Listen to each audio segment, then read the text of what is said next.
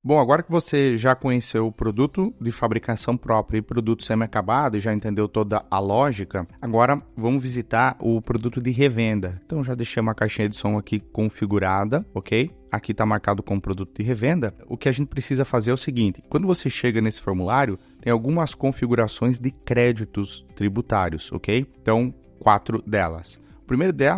A primeira das configurações é o tipo de frete. Então, se ele é ou não informado. O que significa isso? É a mesma coisa que eu expliquei aqui em relação a materiais. Então, se a sua empresa é do Simples Nacional, isso é indiferente para a sua empresa, não vai mudar nada, ok? Se a sua empresa é do lucro real ou presumido, isso aqui vai mudar os cálculos. Então, se o frete que você compra, ok? É importante deixar claro isso, é o frete de compra, de recebimento dessa mercadoria na sua empresa. Se ele está destacado na nota ou se ele tem um CTE, você precisa marcar como informado. Por quê? Porque isso vai alterar um pouco algumas bases de cálculo aqui dentro do sistema do real custo e vai alterar também a sua tributação. Então, para que você tenha esse cálculo mais preciso, você precisa deixar isso marcado de maneira correta. Agora, se você não tem um CTE ou se isso não vem destacado na nota, se esse valor não vem destacado, marque como não informado, ok? Se o produto que você está revendendo é um produto de substituição tributária, obviamente você precisa marcar sim, senão você deixa marcado não.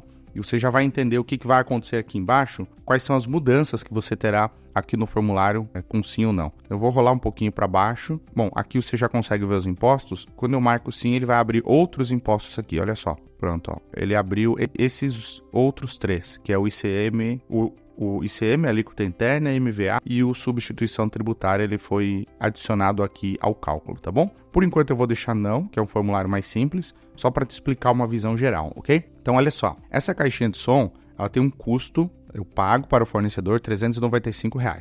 E eu pago mais 5% de frete, R$ 19,75. Quando eu somo os dois, dá R$ 414,75. Nesse exemplo, nós temos uma bonificação de cerca de 5%.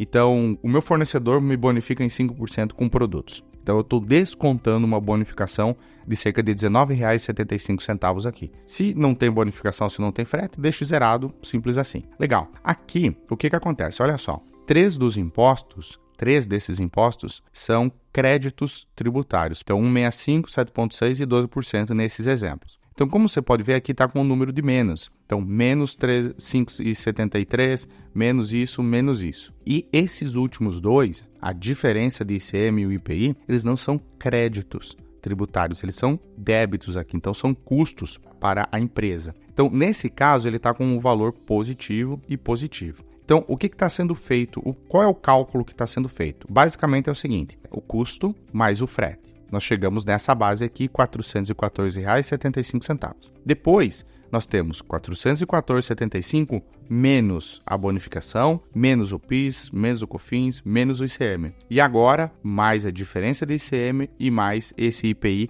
que nesse caso é um débito aqui logo na entrada. Quando eu faço essa continha, eu chego em R$ 345,07. Aqui uma conta simples de menos, mas para chegarmos a esse valor, dependendo da configuração que você colocou aqui, tem todo um cálculo de bases tributárias, se tem frete informado, se não tem. Então, não é simplesmente pegar 12% e multiplicar por esse número, por exemplo. Ele tem algumas nuances que precisam ser levadas em consideração aqui no cálculo, ok? Então, quando a gente faz essa continha, nós chegamos a R$ 345,07. E aqui é a mesma coisa dos materiais, é a mesma lógica em todo o sistema. Eu vou retornar aqui só para lembrá-lo. Se você não lembra desse cálculo, vem aqui no rendimento e na quantidade no módulo de materiais e assista esse trechinho da aula, que é a última parte que eu ensino a fazer isso. Então, nesse exemplo, eu vou deixar 100%, porque eu não estou considerando nenhuma perda nesse produto e não estou fazendo nenhuma conversão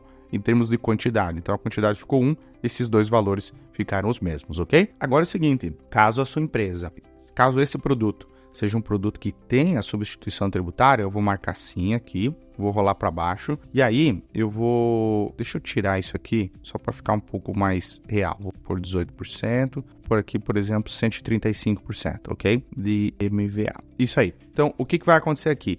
Se esse produto for ST, for substituição, eu tenho outras configurações aqui, então eu coloquei uma alíquota interna do estado, ou seja, qual é o estado que eu estou operando essa compra, qual é o MVA desse produto, e aqui nós temos o cálculo da ST e está sendo refeito os cálculos de qual é o custo total desse item para a empresa. Então, nesse caso, esse item custaria R$ 490 para a empresa. É esse valor de R$ 490 que será levado aqui para o precificar. Aí o que acontece?